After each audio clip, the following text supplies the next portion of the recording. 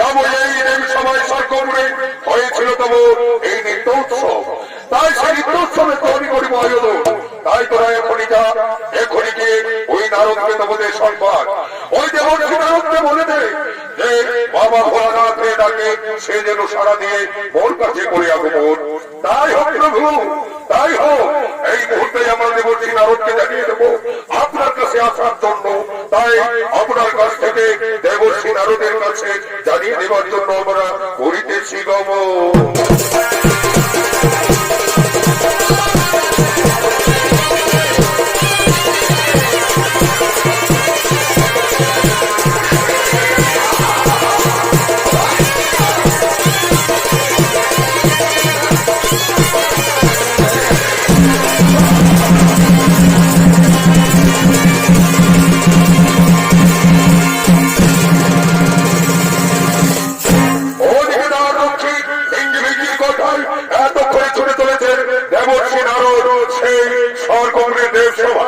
বাবা ভোলানাথের কাছে।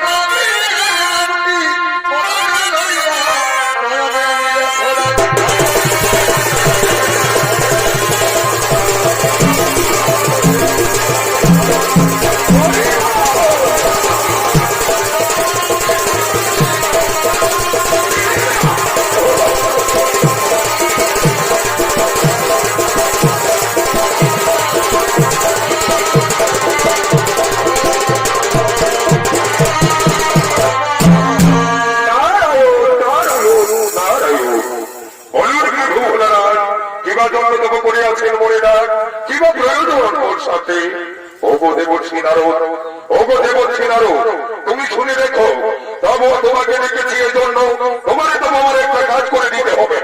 ওই 10 বছর পূর্বে এই দেব সভাতে যেমন ভাবে হয়েছিল, ওই উর্বশীলের নৃত্য যেমন ভাবে হয়েছিল, ওই নৃত্য উৎসব, সেই নৃত্য উৎসবের আমি করবো আয়োজন। তাই তো তোমার এই মুহূর্তে ওই 33 কোটি দেবতা সকলকে তবে তোমার করিতে হবে আমন্ত্রণ। যাও নারদ, যাও যাও দেবর্ষী নারদ, এই মুহূর্তে সমস্ত দেবগণের করে দাও তব আমন্ত্রণ। তাই হয় প্রভু, তাই হয়। আপনার আদেশ শিরোধার্য।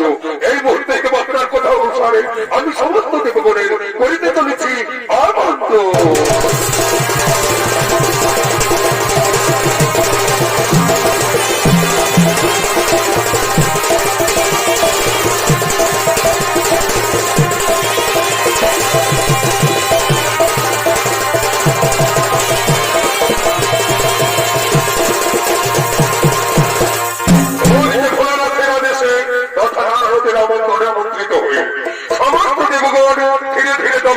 সেই স্বর্গের দেব সভার দিকে করেছেন আগমন।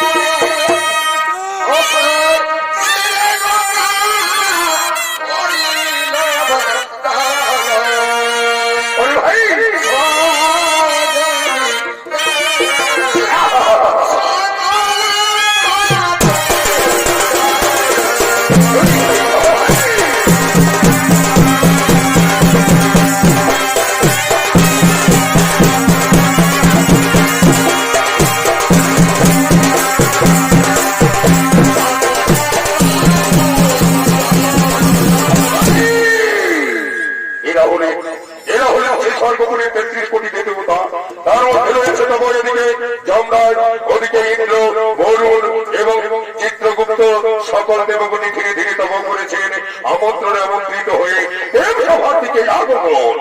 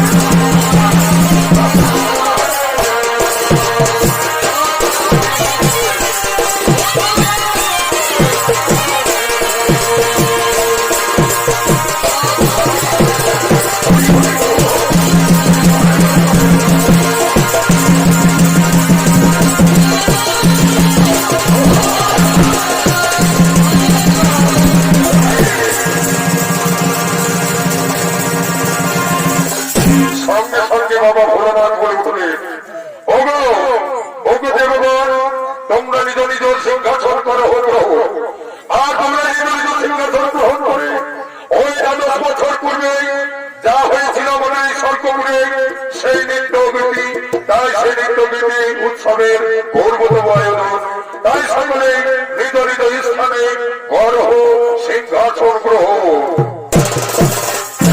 তাই এতক্ষণে বাবা ভোলানাথের নির্দেশে ওদিকে আমন্ত্রিত স্বর্গের উর্বশীগণ সকলেই তব সেই নৃত্য সভার দিকে করেছেন আগমন, এবং সঙ্গে রয়েছে সতী বেহুলা।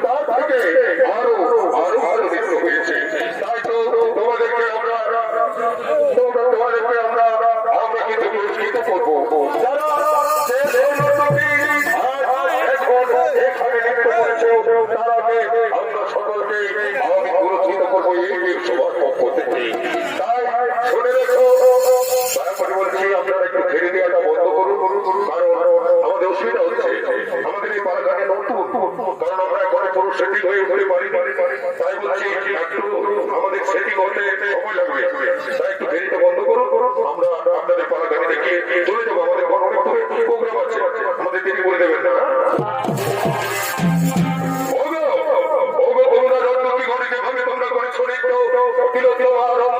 তোমাদের মৃত্যু থেকে আজ আমরা সমস্ত দেবগণ পেয়েছি মুক্ত, তাই তোমাকে এই দেশ সভাতে সেই দ্বাদশ বছর পূর্বে যেমন পুরস্কৃত করেছিলাম সেইরকমই আজ আমরা তোমাদের পুরস্কৃত করবো। এসো এসো রম্ভা, তোমাকে আমি তুমি পুরস্কৃত করি এই দেশ সভা।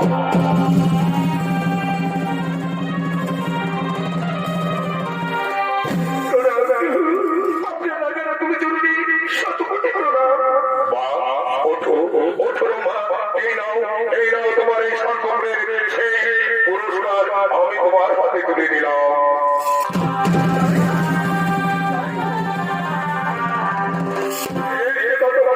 তোমাকে দেখেছে বাবা ভোলানাথ, তাকে পুরস্কৃত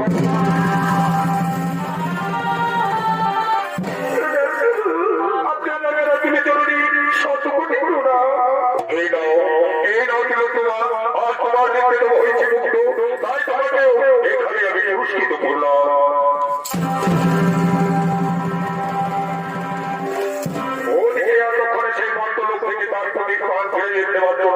বেহুলা কিন্তু ওই স্বর্গের উপস্থিতের সঙ্গে নৃত্য করতে স্বর্গে করেছেন গমন, তাই এতক্ষণে বেহুলা ছুটেছে।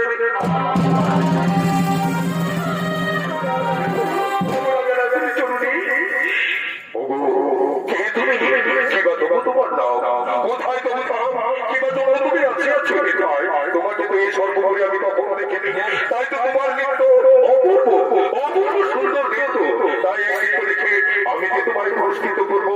এই নাও তোমার পুরস্কার।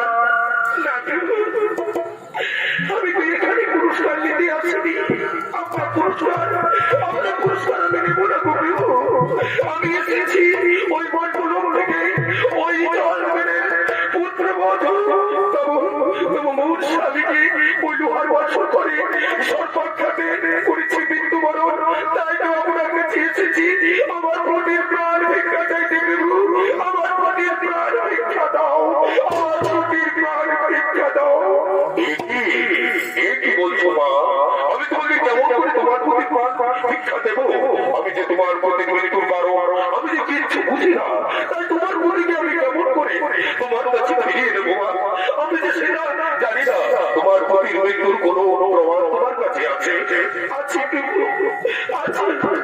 সে লোহার বর্ষণ করে আমার যখন আমরা শুয়েছিলাম, তখন ওই সর্বাঘাতে মৃত্যু সর্বায় আঘাত দিয়েছিল। ওই সময় দিয়ে যখন পালিয়ে যাচ্ছিল, তখন আমি আমার স্বামী ওই জাতি ছুড়ে তার লেজ খানা কেটে দিয়েছি। এই দেখুন সেই লেজ টুকু আমি এখানে নিয়ে এসেছি। এই তো সেই লেজ খানা তোমার স্বামীকে সর্বে করেছে ধ্বংস। দেবগণ তোমরা সকলেই তো এখানে রয়েছো, কেউ কি জানো এই বেহুলার প্রতি কিভাবে হয়েছে মৃত্যুবরণ? কেউ জেনেছ? জানি প্রভু, জানি। আমি তো সেই বরুণে তবু আমার কাছে ওই মনসা নিয়েছিল, ওই তার বেহুলার ফুল সজ্জার রাতে সাধারণ আর দিয়েছিল কাল নিদ্রা। সে কিন্তু সেই মুহূর্তে ওই ঘরে বড় সর্প দিয়ে আমার মেয়েদের দিয়ে তারপর কাল নিদ্রা দিয়ে তাদের ঘুম পাড়িয়েছিল। আর কাল নাগিনীকে দিয়ে সে কিন্তু তাদের দংশন করে তার স্বামীর মৃত্যুবরণ করাইয়েছিল ওই মনসা। কি ওই মনসা? আর কি কেউ জানো? সঙ্গে সঙ্গে যমরাজ উঠে বললেন, আমি জানি যখন স্বামী মারা যায়, ওই লোকের শরীর যখন আমি মৃত আত্মাকে নিয়ে আসতে যাই, তখনই সঙ্গে সঙ্গে মনসা এসে আমাকে মাঝ রাস্তায় আসতে বলেছিল, ওগো যমরাজ, তুমি ওই লক্ষ্মীন্দরের মৃত্যু আত্মা নিয়ে আসতে যেও না। ওই মৃত্যু আত্মা তুমি নিয়ে আসতে পারো না, কিছুতেই তুমি মৃত আত্মা নিয়ে আসতে পারো না। তাই আমি আনতে পারি কিনা সেই মৃত আত্মা। তাহলে সেই মনসার দ্বারাই হয়েছে। ওই মনসা তাহলে করেছে এইটা। কোথায় তোমরা বলতে পারো? দেবগণ কোথায় আছে সেই মনসা? এখন কোথায়? হ্যাঁ প্রভু, আমি জানি ওই মনসা থাকে এখন ওই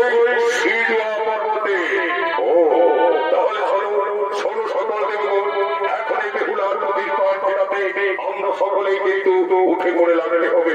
তাই এখন আমাদের মনসাকে বড় পেয়েছে, তাই সকলে মিলে দেবো ওই মনসার বই ঘোরা রাখো। তাই এত করে সমস্ত দেবগণ মা মনসার করিতেছে না।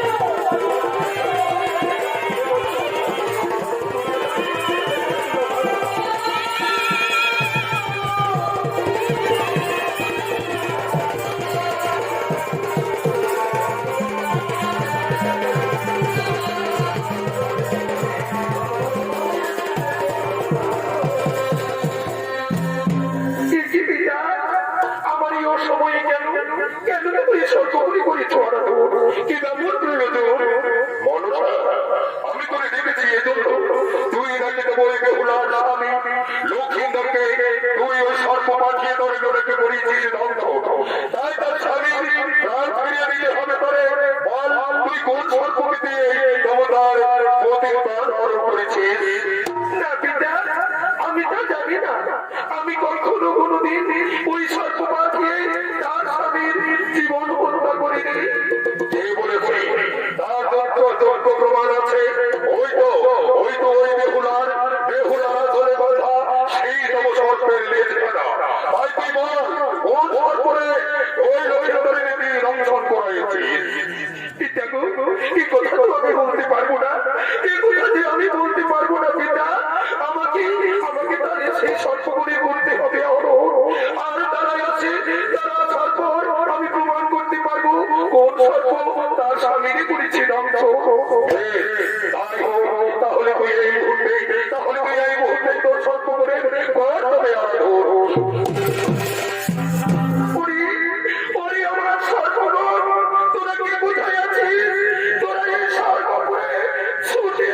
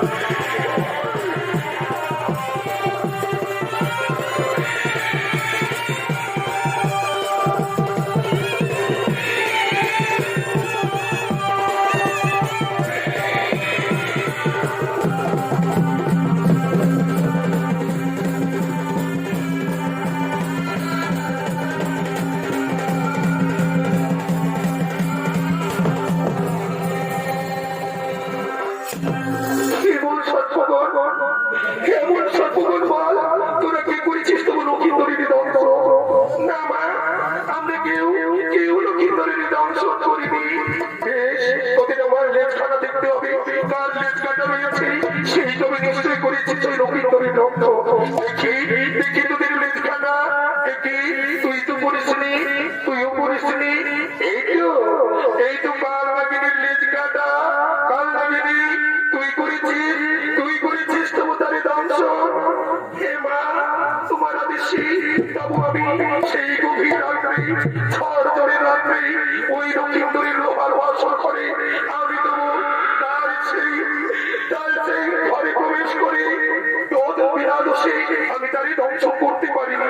তাই অনেকক্ষণ ধরে আমি দাঁড়িয়েছিলাম, তারা তার নিদ্রায় নিদ্রিত ছিল। তারপর পায়ের ছিটা দিয়ে যখন আমায় আঘাত করেছে, তখনই আমি তারই করেছি ধ্বংস। ওরে কান লাগিনি, ওরে কান লাগিনি, তুই আজ আমার মনে দম করেছিস চরণ। তাই আমি তোকে এই স্বর্গপুরে অভিশাপ দেব। আমি মধ্যে হারা নারী হয়ে তোরে অভিশাপ দিলাম না। তুই যে আমার সামনে করেছিস ধ্বংস, আজ হতে তুই নির্বিসর্গ হয়ে থাকবি। তোর বড় বিষ থাকবে না, তুই নির্বিসর্গ হয়ে। এতক্ষণে সর্প অভিশপ্ত হয়ে সেই বেহুলার কাছে, তাই সর্প অভিশপ্ত হয়ে চলে গেলে। এরপরে মনসাকে বলে উঠলো, বাবা ভোলানাথ, মনসা ওই তো প্রমাণ হয়েছে, ওই কালনাগিনী তব করেছে ওই তার স্বামীর ধ্বংস। তাই তার পতির প্রাণ ফিরিয়ে দে, তুই বিলম্ব না করে তার পতির প্রাণ ফিরিয়ে দে। দেব পিতা, তার স্বামীর আমি প্রাণ ফিরাইয়ে দেব, কিন্তু আমার যে কিছু শর্ত আছে, সেই শর্ত তো বেহুলারি করিতে হইবে পারো। তুমি তার পতিকে আমি ফিরাইয়ে দেব প্রাণ, নয়তো আমি তার পতির প্রাণ ফিরাতে পারবো না। বল তোর কি আছে তবু সেই শর্ত? অবশ্যই বেহুলা আছে, শর্ত তবু করিবে ভালো। পিতা গো, তাহলে বেহুলাকে বলো পিতা, আমি তার পতির প্রাণ ফিরিয়ে দিলে সেই স্বর্গপুরে তারা দুইজন বেহুলা লক্ষিন্দর আমার পুজো করবে। আর ভদ্রকে দিয়ে, তার শ্বশুরকে দিয়ে, তার রাজ্যে সকলের ঘরে ঘরে আমার ঘট বসিয়ে প্রতিমা করে যেন আমার পুজো করে, তবেই আমি তার পতির প্রাণ ফিরাইয়ে দেব। তাই হবে মনসা, তুই তার পতির প্রাণ ফিরাইয়ে দে। বেহুলা বলো, তুমি এই শর্ত মানতে পারবে? আমি করে তবে করিব বলো। যদি আমার পতির দেয় ফিরাইয়ে, তবে আমি মায়ের পূজা করবো, তার চরণ তলে বসে আমি পুষ্পাঞ্জলি দেব। তাই হবে বেহুলা, তাহলে দাও তোমার স্বামীর ওই জীর্ণ হস্তিখণ্ড। এই নির্বিঘ এই পুটুলিতে রয়েছে আমার স্বামী সে সমস্ত জীর্ণ হস্তিখণ্ড। এই দেখে নি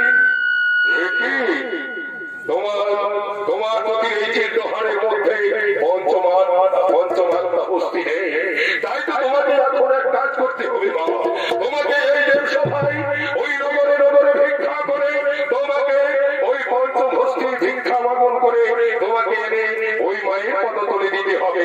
আর মায়ের পদতলে দিয়ে তারপর আমি পঞ্চ হস্তি করণ করবো, এবং সেই জীবাত্মা তার দেহে আমি আবার ফিরিয়ে দেব। মা মনসা ফিরিয়ে দেবে তোমার প্রতি, কিন্তু এখানে প্রাণ ফিরে পাবে।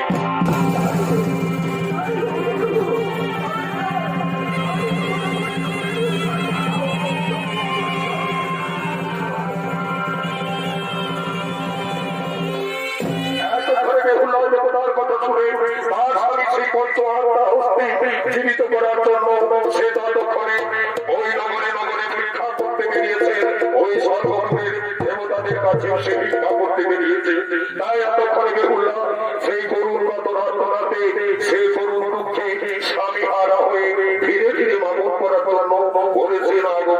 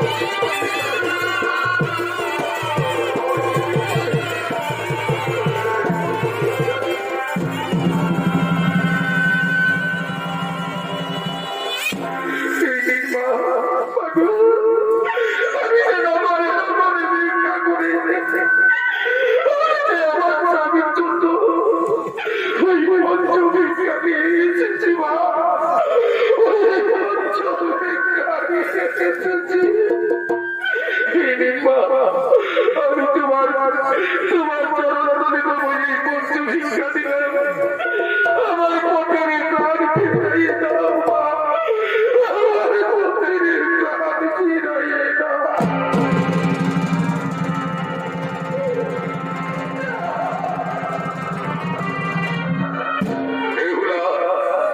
বেহুলা, তুমি দুঃখ করো না, তোমার প্রতি প্রাণ মনসা নিশ্চয় ফিরেছে, তাই তুমি অপেক্ষা করো মনসা, আর বিলম্ব না করে তুই তোর ওর স্বামী প্রাণ ফিরাইয়ে দে।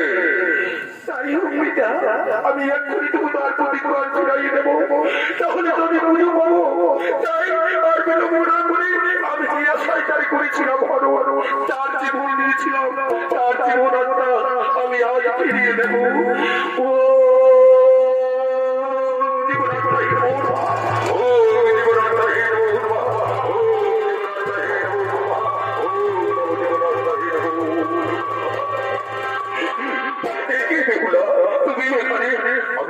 আমি কোথায়, এখানে কেন এসেছি? আমি কি কোনো কপাল পড়াও ভাগিনি? তাই তো তোমাকে বিয়ের রাতে হারিয়েছিলাম,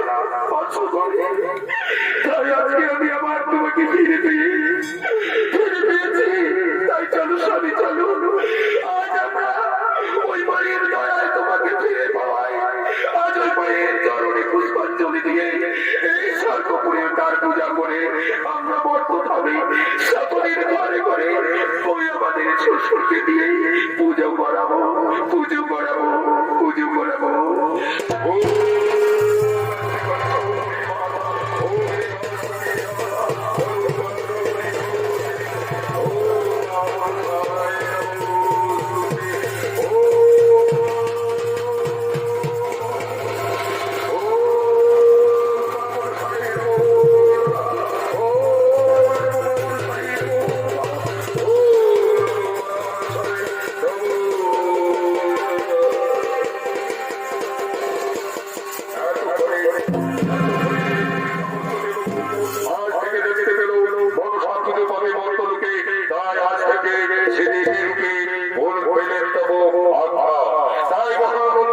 সমস্ত দেবগণ মনসার সঙ্গে নৃত্য করতে করতে স্বর্গের নির্মিত স্থানে করলেন গমন এবং বিহুল আলোকের ততক্ষণে মর্তের দিকে করলেন আগমন।